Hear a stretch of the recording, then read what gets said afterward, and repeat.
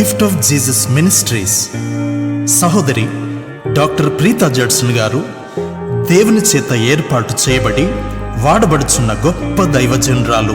వీరి ద్వారా దేవుడు పలికించుచున్న మాటలు లక్షలాది ప్రజలను దేవుని వైపు నడిపించుచున్నవి. వీరి ద్వారా వెల్లడి చేయబడుచున్న దేవుని శక్తి అద్భుతమైనది.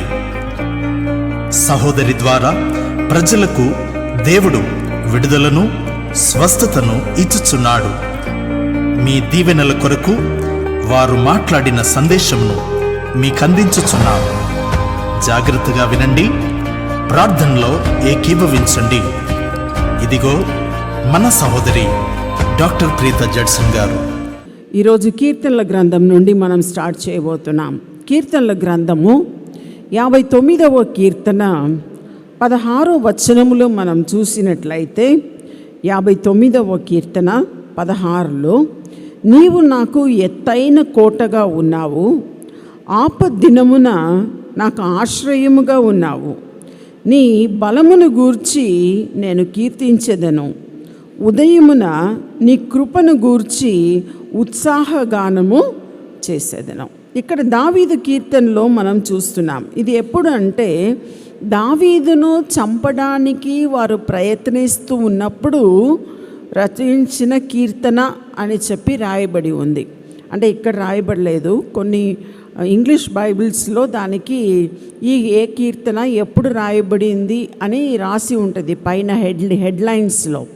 అక్కడ రాయబడి ఉంది, దావీదును చంపడానికి వారు ప్రయత్నించారంట. మనకు తెలుసు దావీదు చరిత్ర. సౌలు వెంటాడుతూ చాలాసార్లు దావీదును చంపడానికి ప్రయత్నించాడు. ఆ రీతిగా శత్రువులను తరుముచూ వచ్చినప్పుడు ఆయన పాడిన కీర్తన అక్కడ రాయబడి ఉంది, నాకు ఎత్తైన కోటగా ఉన్నావు. ఏమంటున్నాడు? నాకు ఎత్తైన కోటగా ఉన్నావు. ఆపదలో ఉన్నాడు. ఇంకా నెక్స్ట్ రాయబడి ఉంది, ఆపద్దినమున నాకు ఆశ్రయముగా ఉన్నావు. అంటే ఆపద్దినములో ఆయన ఉన్నాడు కనుక అక్కడ రాయబడి ఉంది ఆశ్రయంగా ఉన్నావు అని చెప్పి. ఇంకా నీ బలమును గూర్చి నేను కీర్తించెదను. అంటే దేని గురించి అంటే ఆపదలో ఉన్నప్పుడు కూడా మనకి ఏమిటండి, మనకు ఆశ్రయంగా ఉంటుంది, మనకు బలముగా ఏముంటుంది? ఇక్కడ రాయబడి ఉంది, నీ బలమును గూర్చి నేను కీర్తించెదను. మనకు బలము లేనప్పుడు శత్రువులు వెంటాడుతున్నప్పుడు మనకు బలం ఏమిటి? దేవుని వాక్యము, దేవుని ఆదరణ మనకు బలముగా ఉంటుంది. ఇక్కడ రాయబడి ఉంది, ఉదయమున నీ కృపను గూర్చి ఉత్సాహగాథము చేసేదను. ఉదయమున మనం లేచినప్పుడు ఏం చేస్తామండి? నా అలవాటు లేచిన వెంటనే ఒక కప్పు టీ తీసుకున్న తర్వాత ఏం చేస్తాను? అలా కూర్చొని పాటలు పాడుతూ దేవుణ్ణి, అంటే ఎక్కువ తెలుగు తమిళ్లో చాలా తక్కువనే, తెలుగులో ఎక్కువ కొన్ని పాటలు పెట్టుకొని, ఇప్పుడు పాడిన పాట, ఈ పాట కూడా ఈరోజు పాడాను ఉదయం. ఆ పాటలు పాడుకొని దేవుణ్ణి స్తుతించి మహిమపరిచి కొంచెంసేపు అయిన తర్వాత ఒక 12:30 తర్వాత, ఈరోజు 1 గంట అయింది ఆల్మోస్ట్ ఉదయం తినడానికి. సో ఆ రీతిగా దేవుణ్ణి స్తుతించి సిద్ధపడ్డాను ఈరోజు మీటింగ్కి రావడానికి. సో ఆ రీతిగా మనం ఏం చేయొచ్చు? మనకు వేదనలో, శ్రమలో, దుఃఖంలో మనకు ఆదరణ ఎక్కడ వస్తుందంటే దేవుణ్ణి గురించిన కీర్తన, దేవుని గురించిన పాటలు, దేవుని గురించిన స్తుతి ఆరాధన మనం చేసినప్పుడు ఆ స్తుతిలో, ఆ పాటల్లో, ఆ ఆరాధనలో మనకు బలం ఉందండి. హల్లెలూయా, హల్లెలూయా. ఇంకా మనం చూస్తున్నాం అదే కీర్తనల గ్రంథము 4:1లో రాయబడి ఉంది, నా నీతికి ఆధారముగు దేవా, నేను మొరపెట్టినప్పుడు నాకు ఉత్తరమేమో, ఇరుకులో నాకు విశాలత కలుగ చేసిన వాడవు నీవే, నన్ను కరుణించి నా ప్రార్థన అంగీకరించుము అని అంటున్నాడు. మరల కీర్తనకారుడు ఈ రీతిగా మాట్లాడుతున్నాడు, నేను మొరపెట్టినప్పుడు నాకు ఉత్తరం ఇమ్ము. మనం మొరపెట్టినప్పుడు మన అందరూ ప్రార్థన చేస్తాం కదండి. మొరపెట్టడం అంటే ప్రార్థన చేయడం. అంటే దేన్ని గురించి ప్రార్థన చేస్తారు? మీ అవసరతల గురించి, మీ బాధ గురించి, మీ కష్టము గురించి, మీ నష్టము గురించి, మీ సంతోషం గురించి ప్రార్థన చేస్తారా? నేనైతే దేవుని స్తుతిస్తాను. ప్రభువా, నాకు ఇది చేశారు, మీకు స్తోత్రము. మొన్న నా కూతురుకు ప్రమోషన్ వచ్చింది. ఆమె చెప్పింది, మమ్మీ నాకు ఇంక్రిమెంట్ వచ్చింది, నాకు ప్రమోషన్ వచ్చిందంటే నాకు చాలా సంతోషం అయింది. ఈమెకు మంచిగా మళ్ళీ దేవుడు హెచ్చించాడు అని చెప్పి దేవుణ్ణి స్తుతించాను. మనము దేవుణ్ణి ఏ విషయంలో మనం స్తుతించడానికి మనకు అవకాశం ఉందో తప్పకుండా స్తుతించాలండి. ఈరోజు నేను పేరు చెప్పను, ఇది నాకు గిఫ్ట్ వచ్చిన చీర అండి. నేనేం చేశాను తెలుసా? అది తీసి కట్టుకోవడానికి ముందు 1 నిమిషం ప్రార్థన చేశాను. ప్రభువా, ఇది గిఫ్ట్గా ఇచ్చిన ఆ యొక్క సహోదరిని మీరు తప్పకుండా ఏం చేయాలి, ఇంకా ఎన్నో రెట్లు మీరు దీవించాలి ప్రభువా అని ప్రార్థన చేశాను. హల్లెలూయా, హల్లెలూయా. తప్పకుండా ఆ దీవెన వారి కుటుంబంలో తప్పకుండా ఉంటుంది, నిలిచి ఉంటుంది. హల్లెలూయా, హల్లెలూయా. ఇంకా మనం చూస్తున్నాం కీర్తన 61:2 మనం చూస్తున్నాము, నా ప్రాణము తల్లడిల్లగా బూదిగంతముల నుండి నీకు మొరపెట్టుచున్నాను. అంటే మన ప్రాణము తల్లడిల్లినప్పుడు అంటే అర్థం ఏమిటంటే, తమిళ్లో కూడా తల్లాడి అని ఉంటుంది. అదే మాట తెలుగులో కొంచెం వ్యత్యాసంగా తల్లడిల్లగా అని ఉంది. తల్లడిల్లగా అంటే మనకు వణుకు వస్తున్నప్పుడు, బలహీనం అయిపోయినప్పుడు, ఇంకా వృద్ధాప్యంలో ఉన్నప్పుడు మనం అటు ఇటు అంబాడుతున్నాం కదా, అదే తల్లడిల్లడం. ఆ తల్లడిల్లుతున్నప్పుడు అక్కడ రాయబడి ఉన్నప్పుడు అక్కడ ఏమని రాయబడి ఉండగా, తల్లడిల్లగా బూదిగంతముల నుండి నీకు మొరపెట్టుచున్నాను. అంటే బూదిగంతములని కాదు, మీ ఇంట్లో నుండే మొరపెట్టవచ్చు, మీ ఇంట్లో నుండి మొరపెట్టవచ్చు. అలా మొరపెట్టినప్పుడు అక్కడ రాయబడి ఉంది, నేను ఎక్కలేనంత ఎత్తైన కొండపైకి ఎక్కించుము అని రాయబడి ఉంది. నేను ఎక్కలేనంత ఎత్తైన కొండపైకి అంటే కొండపైన మనం ఎక్కడం అనే అర్థము కాదు. అంటే మనల్ని హెచ్చించడానికి దేవుడు ఏం చేస్తాడంట, మనల్ని హెచ్చిస్తాడు.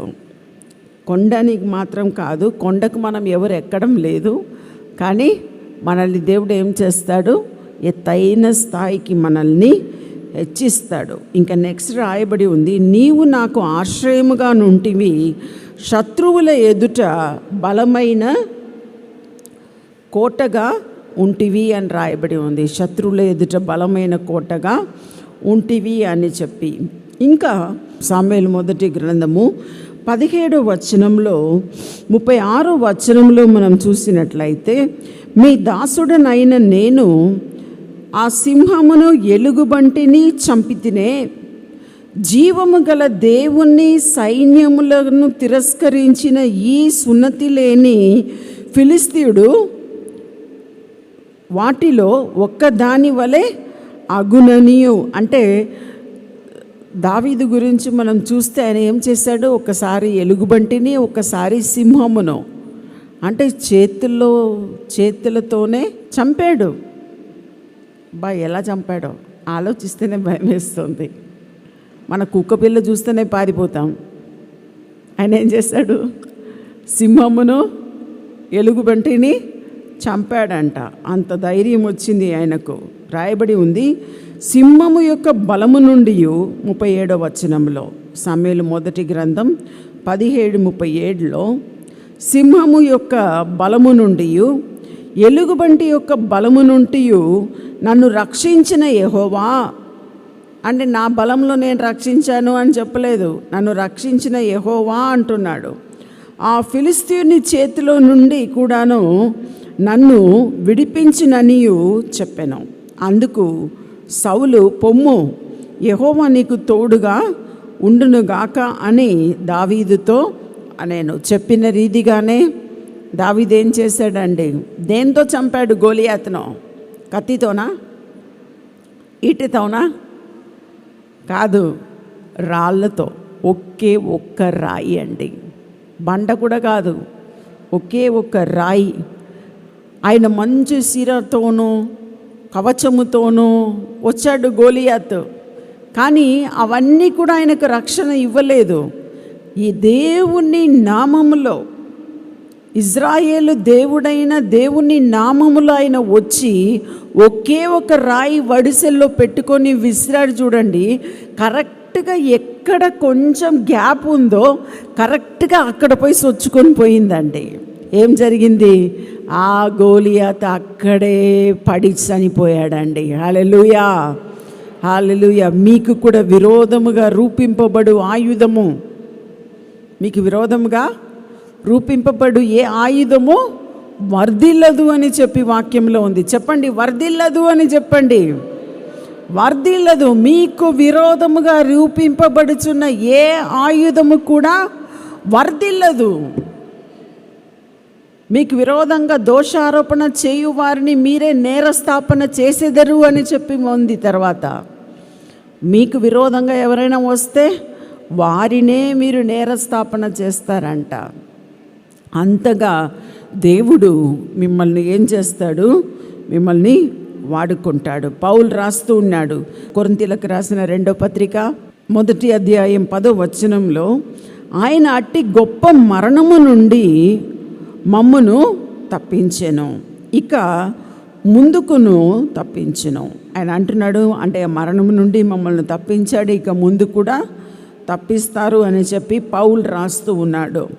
మరియు మీ కొరకు ప్రార్థన చేయుట వలన మీరు కూడా సహాయము చేయుచుండగా ఆయన ఇక ముందుకును మమ్మును తప్పించునని ఆయన యందు నిరీక్షణ గలవారమై ఉన్నాము. అంటే మనకున్న నిరీక్షణ ఏమిటండి? ఇంత మట్టుకు దేవుడు నన్ను తప్పించాడు, ఇంత మట్టుకు దేవుడు నన్ను ఆశీర్వదించాడు, ఇంతవరకు దేవుడు నన్ను దీవించాడు, ఇంతవరకు దేవుడు నాకు బలమిచ్చాడు. నేను ఎప్పుడో హార్ట్ స్ట్రోక్లో చనిపోవలసిందండి. నేను ఎప్పుడో, ఇప్పుడు 2 సంవత్సరం పైన అయింది. ఒకరోజు సడన్గా టీ తాగుతున్నాను. టీ నా మీద పడింది ఛాతీలో, కానీ వేడి అనిపించలే. ఎందుకు వేడి అనిపించలేదు అని అనుకున్నాను. సరి అని విడిచిపెట్టాను. సాయంత్రం ట్రెడ్మిల్ అంటే మన నడిచి ఎక్సర్సైజ్ చేసే ఒక మిషన్ ఉంటుందండి. ఆ మిషన్లో నడుద్దామని చెప్పి పైకి పోయాను. పైకి పోతే కొంచెంసేపు ఒక 2 నిమిషాలు, అంటే స్పీడ్ పెడతాం, 2, 5, 10 అని ఎంత స్పీడ్ అయినా పెట్టుకోవచ్చు. దానిలో కొద్దిగా స్పీడ్ పెట్టుకొని నడవడానికి ప్రయత్నించాను. అలా ప్రయత్నిస్తే నడవలేకపోతున్నాను. మొస వస్తుంది, ఆయాసం వస్తుంది.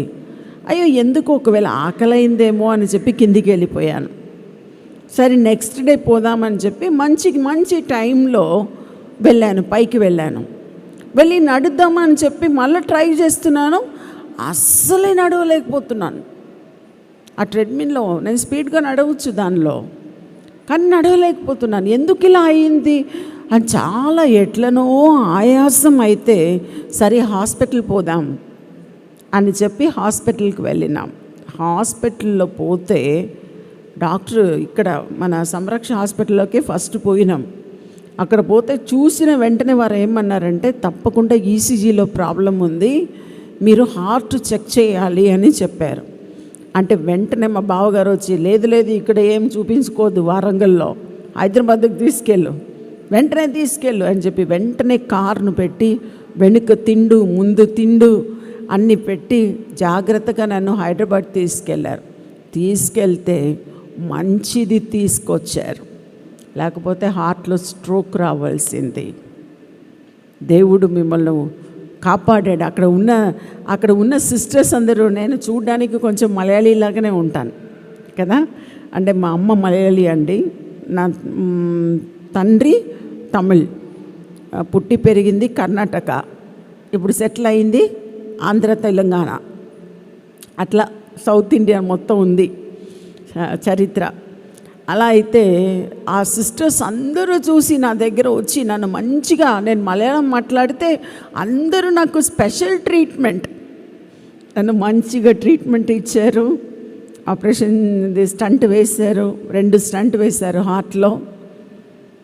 కండిషన్స్ అన్నీ చెప్పారు. 3 నెలలకు గంతులు వేయకూడదు, మాట్లాడకూడదు, అది చేయకూడదు, ఇది చేయకూడదు, అన్ని కండిషన్ చెప్పి తర్వాత ఇంటికి 3 రోజుల తర్వాత పంపించారు. ఇప్పుడు 2 సంవత్సరం అయింది, ఇంకా మంచి ఆరోగ్యంతో ఉన్నానండి. హల్లెలూయా, హల్లెలూయా. సో మన జీవితంలో మన ఆయుష్ కాలము మన చేతిలో కాదు, కానీ దేవుని చేతిలో ఉందండి. హల్లెలూయా, హల్లెలూయా. ఆ రీతిగా దేవుడు మనతో ఉన్నప్పుడు దేవుడు తప్పకుండా ఆయన ఏం చేస్తాడంటే మనల్ని క్షేమంగా ఉంచి, సురక్షితంగా ఉంచి, మనకు కావలసిన ప్రతి మేలుతోనూ ఈవుతోనూ ఆయన నింపి మనల్ని ఆశీర్వదిస్తాడు. మనల్ని ఎంత మాత్రం సిగ్గుపరచడానికి కానీ అవమానపరచడానికి కానీ మనల్ని విడిచిపెట్టాడు. ఇంకా మనం చూస్తున్నాము, నేను ఆల్రెడీ ఆ వాక్యం చెప్పాను, అడుగు వాటి కంటేను అది ఊహించి వాటి కంటేనో చెప్పాను. ఇంకా రెండోదిగా అక్కడ రాయబడి ఉంది, ఆపద్దినమున నాకు ఆశ్రయముగా ఉన్నావు. దేవుడు ఎలా ఉన్నాడంట? ఆపద్దినమున, మనకు ఆపద్దినం వచ్చినప్పుడు మనకు ఆయన ఎలా ఉన్నాడు? ఆశ్రయముగా ఉన్నాడు. కీర్తన 77:2 రాయబడి ఉంది. కీర్తనల గ్రంథము 77వ కీర్తన 2వ వచనంలో, నా ఆపత్కాలమందు నేను ప్రభువును వెతికి తిని, రాత్రి వేళ నా చెయ్యి వెనుకకు తీయకుండా చాపబడి ఉన్నది. నా ప్రాణము ఓదార్పు పొందెనొల్లక ఉన్నది అని చెప్పి ఈ కీర్తనలో రాయబడి ఉంది. ఆపత్కాలమందు నేను ప్రభువును వెతకి తిని, రాత్రి వేళకు కూడా నేను నా చెయ్యి దేవుని యొద్ద చాపుతూనే ఉన్నాను. కొంతమందికి రాత్రి ప్రార్థన చేసే అలవాటు ఉంటుంది, కొంతమందికి ఉదయం చేసే అలవాటు ఉంటుంది. అంటే పగలు రాత్రి మీరు ఎప్పుడైనా టైం మీరు సెట్ చేసుకొని మీరు తప్పకుండా ఏం చేయవచ్చు? ప్రార్థన చేయవచ్చు. మన దేవుడు కునికడు, ఏం చేయడండి? నిద్రపోడు.